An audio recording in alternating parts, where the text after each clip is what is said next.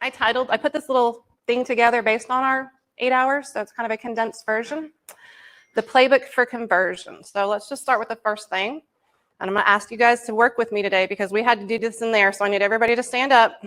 Come on, work with me. I've been standing here talking for an hour, so let's all put our hands in the air because when we're making calls, when we sit down, we kind of sound like this. But if we're standing up and we're making calls, we have better energy and our voices sound different and we sound happier.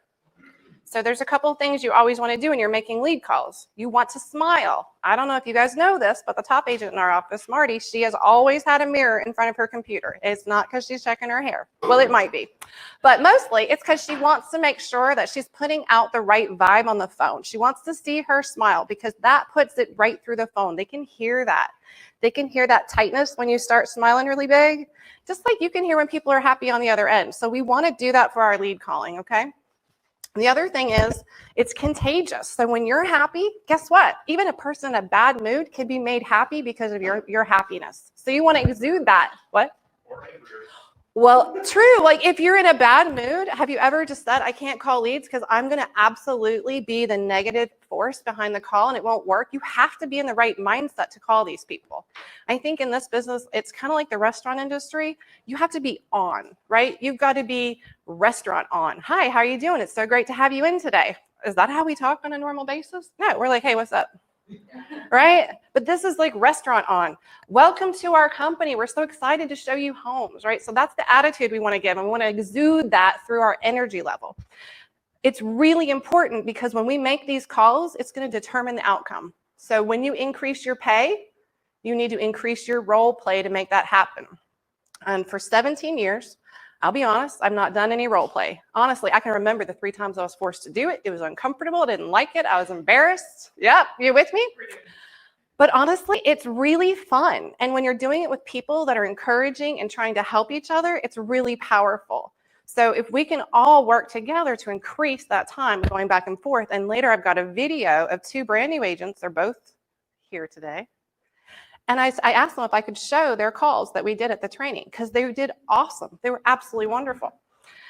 When you're making these calls, you might find that silence can be a little stressful, but pauses are really powerful. If you are taking up all the time in the conversation, you're talking over them, you're not hearing, you're not listening. These pauses can make or break a conversation. You want to make intentional pauses after you ask a question, especially a deep question like, why do you need that 4th bedroom? Pause. They don't like the uncomfortable silence. Guess what? They're like, oh, God, we're thinking about having another kid. Or, I'm going to be working from home, it looks like. But you've got to pause to give them time to respond. And when you're nervous, which we usually are when we're making these calls, we don't pause. I'm not pausing much up here because it's like, I don't do this every day. So the more we do it, the easier it will get. Those powerful pauses. And back to the whole energy thing, the skill set plus mindset equals success. I kind of felt like the guy must have just come from Tony Robbins because everything he was saying was so familiar, but we need to hear it.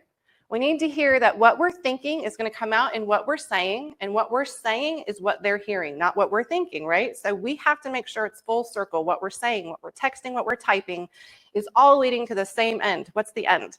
Set an appointment. We just want to set an appointment. I don't care if I talk to you for 3 minutes or 3 hours. If I don't set that appointment, it was a failure. It's next, right? So what do I want to do? I want to make it 3 minutes. I don't want to spend 3 hours and then find out it's a no. How are you doing? What are you up to? Those are questions that are going to give me negative answers. We only want to ask questions that are going to lead to positive answers. So we're going to talk about questions you never want to ask and phrases you never want to say. And most importantly, when we're doing this, because I'm going to ask you guys to practice, we're not chasing perfection. We're just looking for a steady progression of getting better and better on the phones, okay? So there's no real failure in that, right? We're all going to get better every time we practice. We practiced probably for about 10 or 15 minutes, which was not a lot, and then we made calls for an hour. We divided into 2 teams, and every time somebody in the room, which the room had less than 40 people, every time someone in the room made an appointment, they rang a little bell, ran up to the front, and checked off a number for the team. And so it was a lot of fun on top of that. So there's a lot of encouragement and a lot of fun. So we're going to work on that by chasing all of that. Can you believe this top statistic? 86% of our clients, 86% don't even think we understand what their problems are. I'll just put this out there. I got hung up on today by a seller. I've been hung up twice in my career by a client. Same seller has hung up on me twice. Multiple offers, higher than list price, best deal you can imagine, no repairs, could not be more unhappy. 86% of the people out there don't think we're listening. They're part of the 86. They may not be a buyer, but they're part of that 86. We have to overcome that. So when we ask a question, do not be ready with the next question, okay? Listen, because your next question is going to come from what they say, not what's next on your list. We have the list to keep us on track in case we get off track and start talking about their kids and school, and we're like, oh, wait a second. While we're on that, you mentioned Sadie, and she needs that 4th bedroom, right? And bring it right back, because we just want to make that appointment. We're not there to make friends at that point, right? We can build that rapport when we're in person at the appointment. I guess not. I really liked having you guys stand with me, but that's cool. So we're going to listen. We need to listen to understand what their needs are. And I have had agents in our office that I've tried to train, and I truly believe this. There are some people that are never going to be more than an order taker. All they want to know is location, price, number of bedrooms, number of bathrooms, and that's where they stop. That's also where they stop getting paid, guys, because that's not the set of questions we need to be asking. We got to know why they're doing it. Why do they want to live there? Where is the pain point or the pleasure point in what they're telling us? And that's up to us to be able to dig in. So some of us are really, really sensitive people, and we can hear that through the phone, that if they get a little bit upset or they get a little bit excited. But for those of you that are not as keen on hearing that, you've got to stay with the focus of digging in and just know that you're going for information, not an order, okay? Your conviction is going to create the conversion. If you're not wanting to sell them a home, they're going to feel that. If you're ready to get off the phone, they're going to feel that. New agents blow it out of the park on these calls because they're not afraid. They don't have that buildup of fear or bad habits when they're making the calls because everything's new. They know they're going to make mistakes, but the truth is we're all going to make mistakes. And the sooner we can get over that and keep moving forward and make that next call to set that next appointment, the more we'll realize we're doing a great job. We're doing a really great job because it's a numbers game, right? And if you've ever read the book, Go for No, you've got to go for some no's to get to the yes. You're never going to go for a whole bunch of yeses and get a no. That's not how the industry is. So we've got to get over that. We've got to focus on the next, being okay. Like, oh, I've already got 30 done. I'm getting really close to that appointment call because it's a numbers game and it will happen. Your conviction on that call, your desire to help them is going to come out in your voice and in your questions. When you ask questions, see the difference between calling a house a home? So when you're talking to a seller, what are you trying to do? You're trying to get them detached. I don't want to know about all your baby steps you had there. I want to know where are you going. That's exciting. When do you want to be there? Because we're going to have to get you a home because you're selling your house, right? We see the difference between a house and a home. So when you're a buyer's agent and you're focusing on buyer leads, let's talk about the things that are heartwarming. What makes them tick? Probably what makes you tick makes them tick. So the guy that was doing the training, he starts talking about how he used to be in jail. Now he's the speaker. He's been working for this company for like 7 years. He's married. He's got a kid. He almost started crying because what is his why? His why was his daughter. His why for turning his life around, for doing all these trainings, for listening to constant improvement books and tapes is his daughter. You guys have a why for making your calls. The buyers and the sellers have a why for their moves. We have to learn what that is, just like you know what makes you tick. We need to figure out what makes them tick. And you making your calls is directly proportionate to how important your why is. So if your why isn't very important because you're part-time and your husband makes $250,000 a year and you're already driving the car you want, you already live in the house you want, you can already do whatever you want, do you have a very strong why for being uncomfortable and making calls? Probably not. But somebody who just started or who has a house payment and doesn't have anyone they can rely on or has kids that are watching them and they're learning from them, that's a strong, powerful why. We've got Marty sitting in the background. Does anybody know Marty's why for back then? She was a single mom. Her why was putting food on the table, rents, paying for the kids' clothes, right? It was just like everybody else, living expenses. Everybody has a why. when you were looking for their reasons, there's 5 W's we want to look for. It was not supposed to look like that. Number 1, what goals do they have? So especially if someone's coming in from out of town, that's the number 1 question for me. What is it that when you come to town, we need to accomplish to make your trip worthwhile? What's the goal of that trip? Is the goal to find a house? Is the goal to search a few different cities and get to know the area? Like, these are good questions for me because I'm not going to go show them 6 cities, right? But if that's their goal, I'm going to set them up on places to go in each city that I recommend. They check out this neighborhood and this neighborhood, have lunch in this little area, drive around here, see what that feels like. Our job is not to tour them around. And if we can get the information of what it is their goal is, we can excuse ourselves from some of that wasted time. Okay. How many appointments do we want to set? That's another goal we need to make, right? So tomorrow night, when we're having our call night, I'm going to be asking you, how many appointments do you want to set in the next 2 hours? What's your goal? 3 appointments, 4 appointments, 10 appointments. We need a focus. It's not about winning or losing. It's about being intentional with our time and not just saying I worked all day but have nothing to show for it, because that's the worst thing realtors can do. We go to work. We don't know what to do. We're not focused. We know we should call, but we don't really know who to call. If we do call, we don't really know what to say. So what do? We avoid it. It's uncomfortable. Maybe something will happen. I did get a lead last week when I wasn't doing anything. Like, this is a normal realtor mindset. It's not the mindset we want the top agents in EXP to have, though. We want you guys to be the best of the best and to be trained. So let's go to the second one. Why do they have that goal? Whatever their goal is, which a real common one here is getting their commute time down, right? That's a real common goal. So getting their commute time down, that's a pretty easy one to dig into. But you would be shocked that when we were training, how many people didn't go to what I think is the next obvious question. Where do you work? They were all like, well, how many bedrooms? What price point? No. He just said that he wants to cut his commute time down. Where do you work? All right. Where do you live? All right, what I'm thinking is, okay, Wake Forest, he works in RTP. Okay, so if I move you to North Raleigh, I'm going to cut your commute in half. Is that the area you're looking in? That's a question for him. He might be looking in Durham. He might be looking in Raleigh. We have to ask those questions, guys. They're not going to give them to us. I mean, if we're being really honest, the public is not great with a pro and cons list. They don't come to us and say, hey, I know what I want. They come to us and say, hey, I know what I want. And then they say, but I don't think I want this, and I don't think I want that, and well, I'm not really sure about this. And at the end of the day, they don't know anything. I mean, is that what you guys pretty much hear? And I tell them that's normal. That's where everybody starts. I'm here to help you through that, because everybody thinks they know, and then when they start talking about it and thinking about it and looking at the outcome, everything changes. Give them permission to change. It's part of the process. You said you wanted a single family home over here. Now you're looking at townhomes downtown. That's okay. That's part of the process for them to learn what they want, and you need to give them permission to learn as they go. We need to know where they want to be. So in their goal, that's when you start digging into their pain and pleasure points. Pain point being, he's got a really long commute time. Pleasure point being, he's going to be home more. Or maybe he has a dog. Maybe he's just a single guy, and he wants to get home every day to let the dog out, and he can't do that right now. That could be his pain point. It's important to him, so it's important to me, because that's the way I'm going to make sure that he gets what he needs when he wants it. Where are they now? Where are they in the loan process? Where are they living?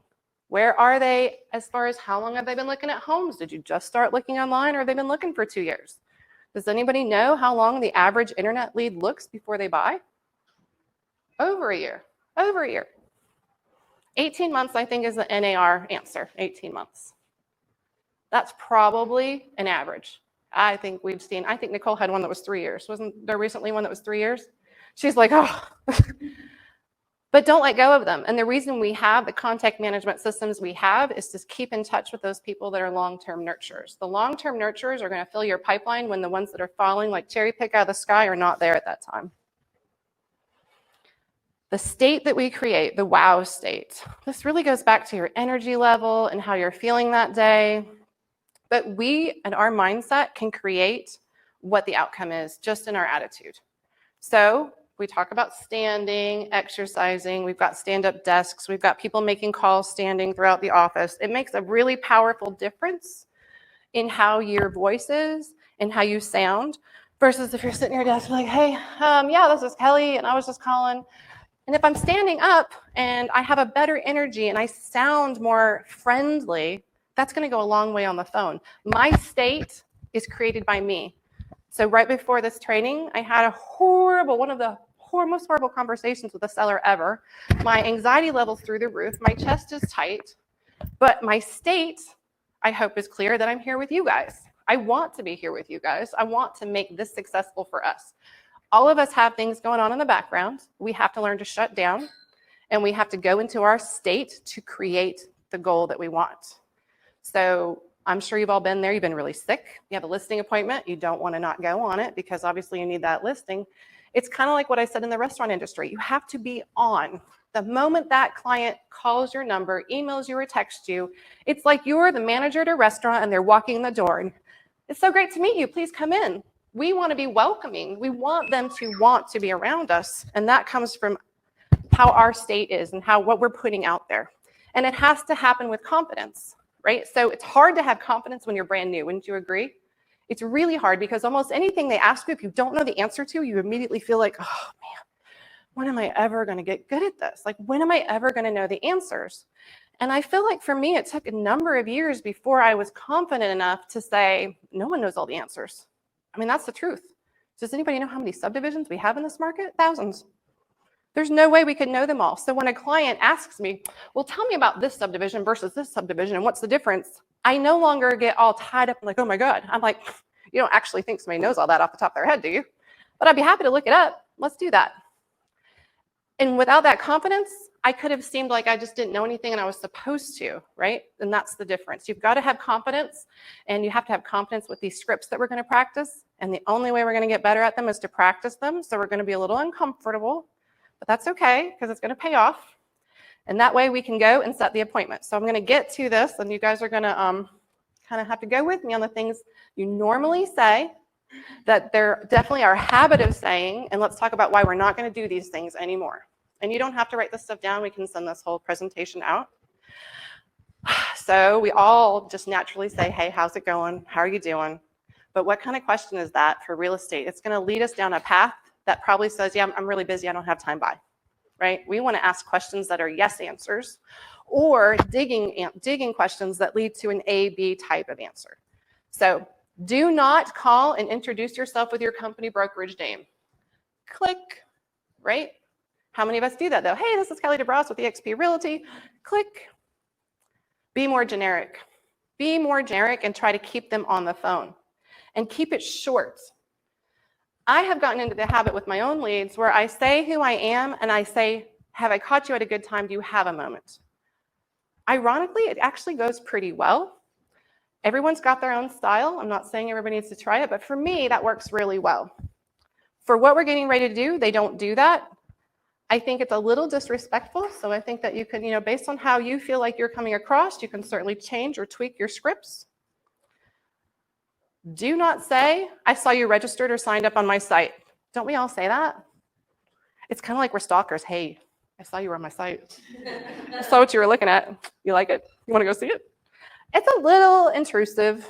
I think we all stop to try to see what they're looking at because it makes us feel like we know something, that we have value. Your value is how you're going to guide and direct them. Your value is how you're going to keep that contract together. Your value is not necessarily just that you found a house somewhere. For every 10 minutes you might put into a search, they're putting in 5 or 10 hours, you guys. They're up all night looking at homes.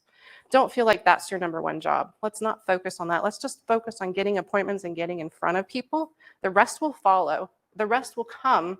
Most of us that are in this room that have been doing this over 10 years, we didn't have training like this.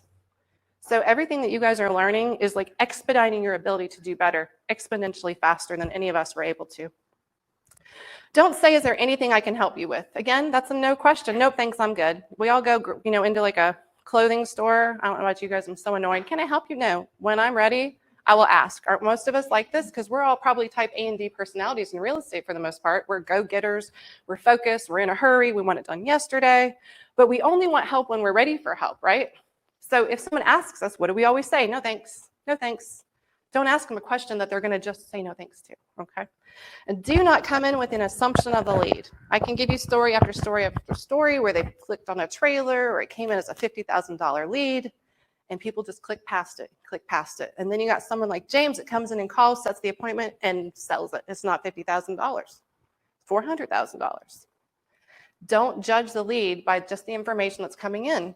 The information that's coming in is associated to something that they clicked on. Might have been the first thing they clicked on before they went and looked at the $1 million houses. You don't know. Just because you call them doesn't mean you have to help them. You're independent contractors. Okay, so you're not tying yourself to a $50,000 sale. I'm not saying that. I'm saying make the call, dig in, and find out the answers. For all you know, they could have been looking for that for their son, but they're actually going to sell their home and buy another $1 million home for themselves. There's a lot of reasons people would be searching the website. So let's just not jump to the conclusion that the lead is bad based on the location or on the price. And quite frankly, in real estate with EXP, aren't we in a really powerful opportunity to pass those leads out for areas we don't want to go into? Right? So if it's a Selma lead and you've never been to Selma and you don't want to go to Selma, take that lead, tell them you've got somebody for them, hang up, and let's get on Freedom Builders and find somebody who wants it. Get your 25% referral. You made the call.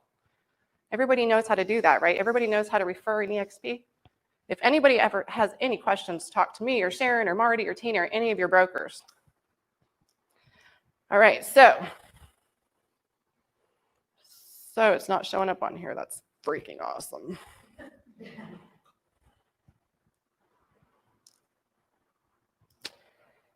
I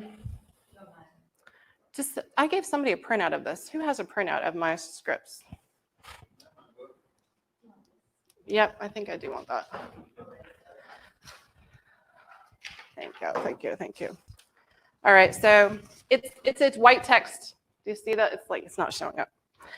And I can't change it from here. So I'm going to read it to you guys. It's real short. I want you guys to write it down because this is the script you guys are going to practice with your partner on for a few times back and forth. So first section is the realtor section or the agent section.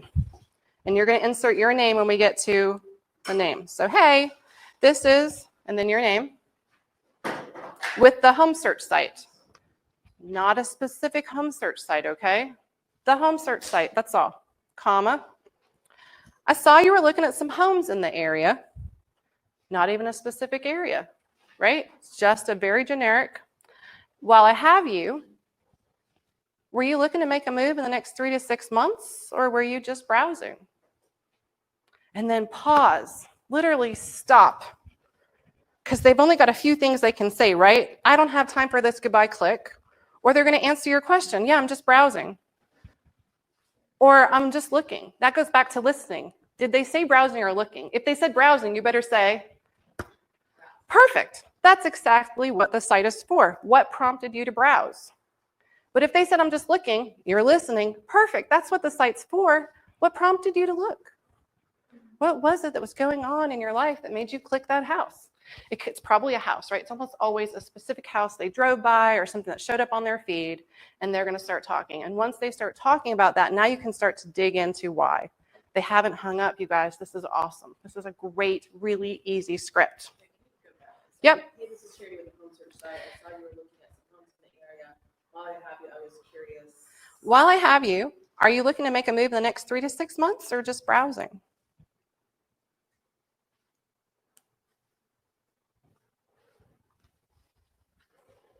And then you want to be positive. Perfect. That's exactly what the site's for. How many people start searching the site for months before they buy? Everybody, right? So why aren't we excited? Perfect. That's awesome. That's what the site's for. I wanted to make sure that you were finding what you needed. Tell me why you're browsing. Tell me your story. What prompted you to browse? What prompted you to look for a home? We want to ask that first question. Get into their situation. So some things that they might say. I'm just looking at this point. I'm just looking. Most of us be like, okay, well, if I can do anything for you, let me know, right? That would be the next obvious thing for us to say because A, we don't really like making calls, and B, we haven't been practicing. But now we're practicing, so what are we going to say instead? I totally understand. So I can make sure that you're looking at the right direction. Let's start with how many bedrooms you're looking for. Is it 3 or 4? Not my favorite question, but what's important about it is, what are you looking for, X or Y? So if he said, I'm just looking for land. Oh, you're looking for land? That's great. Are you looking to build, or are you going to do something else with the land? I don't know. I can't think of anything else off the top of my head. But a 2-part question so that it's not a yes or no question. The other thing is to try to phrase everything that you're saying as a question instead of telling them things. We want to ask questions. We're a lot easier to accept as a phone call if we're not giving them stuff, but we're actually sounding like we want to hear from them, right? If we're just saying, oh, I've got this and I've got that and I've got this, they're like, I don't have time for this. But if you acting like, hey, so if you did that, why would that be important to you? Then you're giving them a reason to tell you how they feel. You're digging into their pleasure or their pain of their situation, and they're opening up to you. And them opening up to you is what's so important, because now you can zoom in and ask for that appointment. So let's go over it again. Hey, this is Charity with the home search site. I know you were looking at some homes online, and I was wondering, are you looking to make a move in the next 3 to 4 months, or are you just browsing? That's really easy, you guys. If you say it 5 or 10 times, it's just going to flow. When it flows, the calling becomes easier. When it flows and you're not thinking about how you're going to feel or how they're going to respond, it's easier to take the next, right? So it helps on so many levels. You're digging for information and you're making your job easier. So just for a few minutes, if anybody needs to maybe repeat it again so you can write it down, I will. But let's just, like on our own, just kind of practice saying that over and over so that we can turn to each other and do it. And I'm going to put up here one of the girls that did it for us when we were there. Tyler, how do I switch from here to this? Just mirror on here? Okay.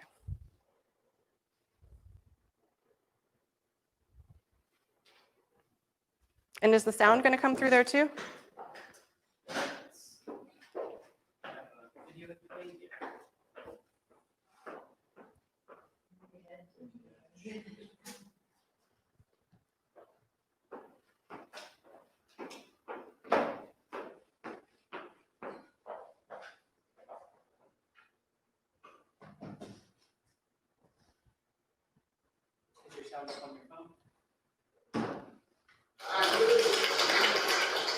All right, let me.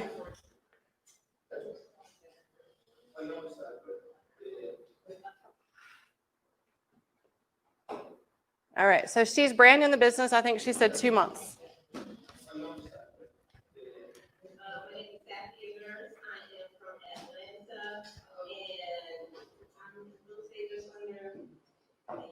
Oh, a year.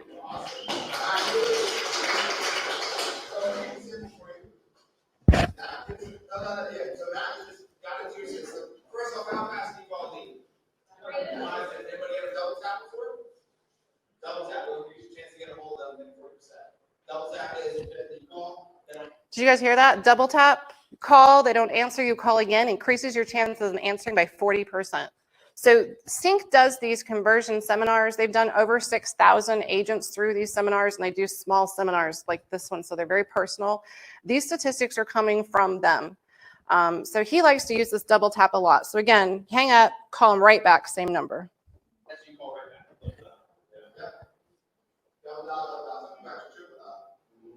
If they see it, make sure they leave a message because they can call back for work. So that's the new lead given to your system. Hello. Hey man, it's Sophia from. Hello. Hey man, it's Sophia. I saw that you were on our company's website searching for homes. And I just want to know, are you looking to move in the next 3 to 6 months, or are you just browsing? This isn't Matt. Oh, really? So did you guys hear that? I don't think we've gotten to this part of my notes yet. Don't ever ask for them by name. That gives them an opportunity to say, this isn't Matt, you've got the wrong number. That's a really big habit of mine. I don't even call the ones on the names I can't pronounce or just, gibberish. But the reality is with this script, you can call anyone. You don't have to know their name. And he's giving her an objection like, oh, this isn't Matt, you've got the wrong number. Listen to how she handles it. So was it you that was doing the home search? No, my name's not Matt. It's actually magic. Oh, magic. I do apologize. I'm not sure how that came across, but let me ask you, are you doing a home search at the moment? I am not. You're not? No. Okay. Well. My wife might have been. Your wife? She might have been looking. She could have used my name. That's very much so possible. So if your wife was looking, right, let me ask you, why would she be wanting to move right now?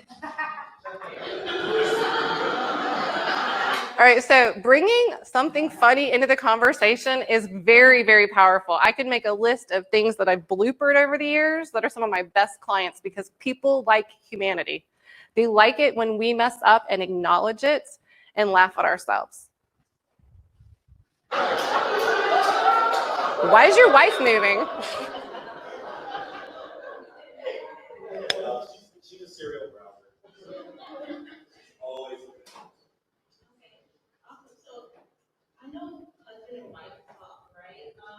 What type of things are important in your household to you in a house, in a great house? Oh, well, that makes sense. Okay. And tell me a little bit more about the space and why we make it important. Well, we need at least 4 bedrooms, then. Preferably matched with downstairs. And those bedrooms would be office, for sure. Okay, great. Tell me, what do you do? I stay home dad. Okay. And in regards to your wife, what is her profession?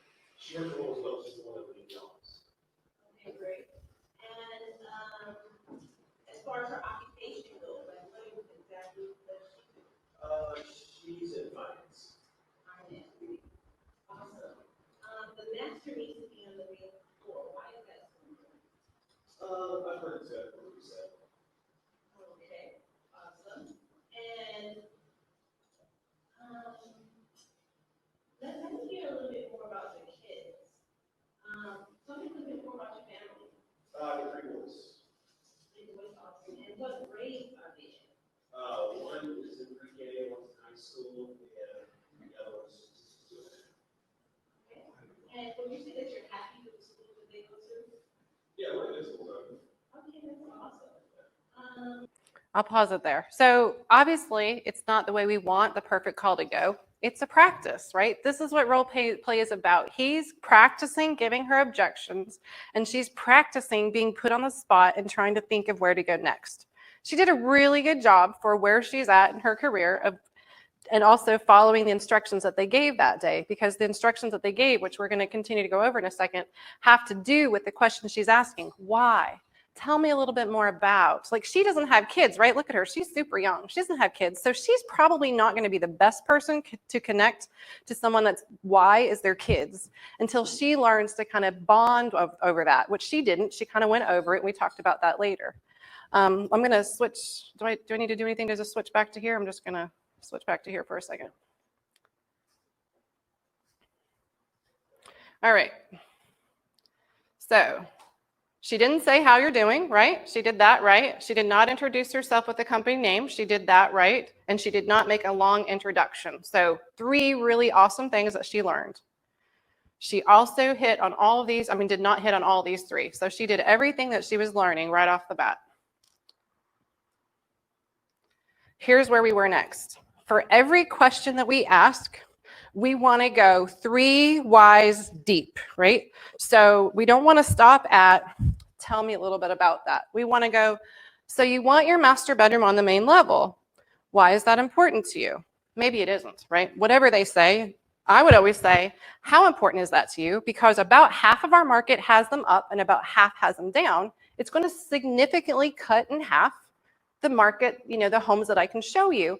So I just want to understand, why is that important? Some of them will say, we just want to have it on the downstairs because it's what they've always had. Some people say, oh, I want to be downstairs because the kids are upstairs. Some of them want them bedroom upstairs because their kids are upstairs and they don't want to be on a different floor. Everyone has a different reason.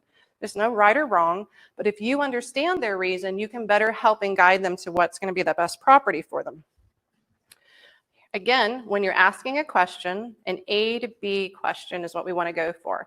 Are you looking for this or that? Okay. Would you want to live downtown or a little further north? Do not give them the opportunity to say yes or no. We want them to give an answer. You need to get information. So he's using an example, a 3 or a 4 bedroom instead of how many bedrooms do you need? Do you need a 3 bedroom or a 4 bedroom? I'd go deeper and say, so 1 for you, 1 for Charlie, 1 for Danny. What's the extra one for? Is it an office? It's an office. Okay, do both of you need offices or do just one of you need an office? With COVID, a lot of people are needing 2 offices. Could that be the formal living room if we put French doors on it? Would that solve one of the office issues? Do we really need a 4th bedroom, or can we do 3 and a bonus with a formal living room turned into an office? Like, what are the variables that we can dig from them that we can then turn around and put into our criteria that come out and make sense? So Stephanie's kind of new to real estate and the MLS, and so she wasn't familiar with all the search availabilities in the MLS. Did you guys know that you can add criteria, bedrooms first floor? If you do bedrooms first floor, master on main, it's not searching just ranches, it's looking for every home out there that has a master bedroom and at least one other bedroom on the main level. And a lot of times that's the minimum that they need. They don't actually have to have everything on one level. Ranches are harder to find, so you've just opened up that scope for them. There could be a bonus room upstairs, there could be storage upstairs, it could be finished, it could be unfinished. We, by asking these questions, can better help them. And so there is a method to our madness. Phrases to get people to open up. Tell me a little bit about your current situation. And then pause. Let them talk. We make a huge mistake in just talking and talking and talking. And I think somewhere in here they say, the person doing the telling is doing the selling. We want them to sell us on what they want. We are not trying to sell them on us at this point. We got them. We're talking to them, you guys. This is a win. We are getting information. What's another one? What else is important? I usually turn to why instead of what is. Both of them would work equally as well. The point is just to keep inquiring. Why is that important to you? And what would it mean to you if you had that big backyard so Johnny could go play in it? Like, what would it mean to you to do that by Christmas? If we could get that done in the next 90 days, would that be something that would work within your timeline? Their why, just like our why, should make you cry. If you really dig deep enough, you should get some emotion out of that person on the other end of the phone. I'm not saying they're going to get teary, but you should be able to tell that you struck a nerve when you strike a nerve. And once you do that, if you've bonded with them and you set that appointment, they may not buy now. When they buy, they're going to use you, because that's the type of thing that bonds us to that person. That's the type of thing that an order taker never gets to. They never get to the personal stuff. Your quality of life is directly proportionate to the questions you ask yourself about what you want in life. Can we agree with that? So 17 years ago, Marty sat me down and she said, with her little hot tea, tell me, Kelly, what is it you want? And I was like, green and 26. And I was like, I want to make $100,000 a year to start. And she was like, okay, we can do that. I had to tell her what I wanted. It was up to me to dig in and put my goals out there so that I would stand behind them and do what it takes. It's up to you guys to have the discipline, to make the calls every day, to be uncomfortable, to show up and do it again, so that what you want is what you're going to get, because you all have the ability. Every one of you in here has this ability. And when you really realize that, you're going to realize your questions are now directly proportionate to your income, because now you're asking your clients those questions. And once you know what they want, you can help them get it. And then they get what they want, and you get what you want, and everybody's happy, right? But without that strong why, are you going to call every day? Are you going to be consistent? If you get somebody to make an appointment, are you going to walk away and be like, I'm done for the day? Or are you going to be consistent and make those appointments and be uncomfortable until it's what you love? Because if you can get to the point where the calling is what you love, every other problem in your life that's financial will fall away. Guaranteed. Guaranteed. I see the number one person back there shaking her head, Marty Hampton. She's like, yeah. If you can get over that, you are guaranteed to succeed. You can have almost no skill set and still succeed. That's the kind of business we're in, because 60% of the people, they end up working with the first person they talk to anyway. Don't we want to be that first person? Is it so hard to put up with people hanging up or saying no that we don't want to keep calling to be that first person? Guys, there are thousands of homes selling in our MLS every month. Thousands. And some agents sell 1 or 2, and some sell hundreds. And the only difference between those are the people that are putting the time and talking to people and having those uncomfortable conversations. That's the only difference. I can tell you about months in my life where I didn't answer the phone. months. Couldn't do it, couldn't take it. And if somebody asked me, what do I need to do? What would I say? I got to start answering my phone again. Don't put this blame on anyone but ourselves, because in real estate, we're independent. The information's out there. The people are there that are able to help you to get where you want to be. It's all possible. All you have to do is show up and practice. Be willing to pick up the phone, make those calls, and put up with a little bit of rejection.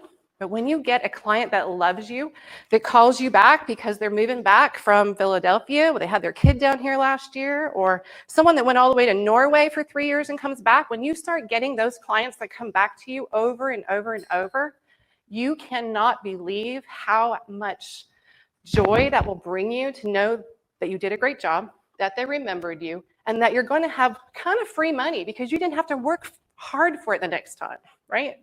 I don't have to work very hard for my past clients because I set that up in the beginning. And as long as I keep doing what I say and setting those expectations and following through, I have a winning client for life. And the difference between someone who makes it in real estate and someone who doesn't is they had enough really good clients that they started getting the repeat business. Because I started when the market was really crazy good, 2003. I didn't even understand how good it was. Marty used to say, even a turkey can fly in a hurricane. I mean, for real, right? So I come into this business, I'm young, I don't know anything, and I just start making calls. I literally don't know anything. And what happens? 2007 comes, I think this place is awesome. I get divorced, I got this, I'm buying a house. And 2008 comes and I'm like, oh my God, what do I do? The market's crashed. You guys, we got to be ready because 2 years from now, we're going to see those foreclosures from COVID start to hit the market. We are going to have a cycle. There's always a cycle. To get set up for that cycle, we need the base. This is our base, right? The calling is our base. An agent that calls, no matter if it's a good market or a bad market, will always be successful. The other thing is, a year and a half, 2 years from now, you've got your first 20, 30 clients under your belt. The market may get bad. You're going to have referrals from them. Those referrals from my first 3 or 4 years are what helped me get through the hard times. It was a lot harder to get new clients during the hard times, a lot harder. I had to make a lot more calls, got a lot more rejection. But because I had done it right in the beginning and I was still doing it, I had the people from my past coming in, giving me a little here, and then the new ones, and then what happened? I kept growing. Even in a down market, I kept growing. So I just want you guys to understand that the consistency is so important. You can have a bad day, but we need you to get back on those calls the next day. And we're here for you guys, and we're going to start doing contests to hopefully build up your confidence and get more practice in so that we can win. Sorry, didn't know it died. There we go. So the last thing is our close. We did a close for people who were not really ready to move yet because that's mostly what we get on the phone, right? So our close was, all right, Stacy, well, let me ask you this before you go. If I were to find a home that would fit everything you wanted, and this is where I repeat back to her what was so important, where Johnny has the bedroom on the same floor as you, within 15 minutes to your work, that has the fenced yard, that has the 2-car garage, that's in the school district that he wants, and has that gorgeous white kitchen you were telling me about, at that point, do you think that you would consider moving sooner? That's a really powerful question. Because now if they say, yeah, I might, guess what? Now they're in my database. Now I'm going to be searching for homes for that person that are very specific and reaching out to them to say, hey, I found this home. I think it is going to really get you excited. See if it piques their interest. What's the other alternative? All right, well, 6 months, I'll call you in 6 months. Let me tell you what happens when you call somebody in 6 months that says 6 months. Oh, I bought 3 months ago. Every time, you guys, every time. Because what a buyer comes into this industry thinking they want, timing, location, type of property, it changes. It almost always changes. So them telling you what they think right then is great. They're not being dishonest, but we need to know as an industry that that's just where they're starting. If they say 6 months, you better call them in 30 days. If you don't, someone else is. And that's the most important thing, right? Because if they're not on your website, they're on one of 7 other websites. They're not just going to your boomtown. They're not just going to our stink site. They are on 7 different sites. Wherever the house is they last saw, they are putting in their information and getting that information that they need on demand. So it's up to us to try to keep them coming back to our site. We have to keep reaching out. when you're working in a database, I would encourage every one of you to make sure you put a note every time you reach somebody. Make sure you make really good notes. And if it's somebody you want to follow up with, please set a reminder. I cannot tell you how many times I've had agents get frustrated and leave the industry or leave my team. And when I go into the database, they didn't follow up any of their notes. There's all these reminders that they never called. Why? Because they were frustrated or because they didn't have the right mindset or they just weren't in a good place personally. But guys, this is a job. And if you have a job, it doesn't matter if you're sick, it doesn't matter if you had a fight with your husband last night, you still have to get up and come to work. And we've been really easy on agents in our offices because we've had so many great independent agents. But we did not just wake up that way, you guys. Every day we get up and we come to work. Every day, no matter what happened the night before, no matter how bad the day before was, we have to go to work. Gone are the days, at least in the EXP group we're in, where saying I was working and not actually doing things with intention is going to be acceptable. We really want you guys to be driven to be the best. We want you guys to be financially successful. So, you guys, I'm listening and you guys are doing awesome. I'm going to wrap up our Zoom people real quick and just say, you guys, thank you for tuning in and listening. I hope everybody can come to their Perspective Raleigh or Cary office tomorrow from 4:30 to 7 for our call night. We're going to have an awesome competition. I'm excited to see who the winners are. We're going to shut down Zoom and I'm going to ask a couple people to come to the front and try it for everybody, okay? But it won't be recorded.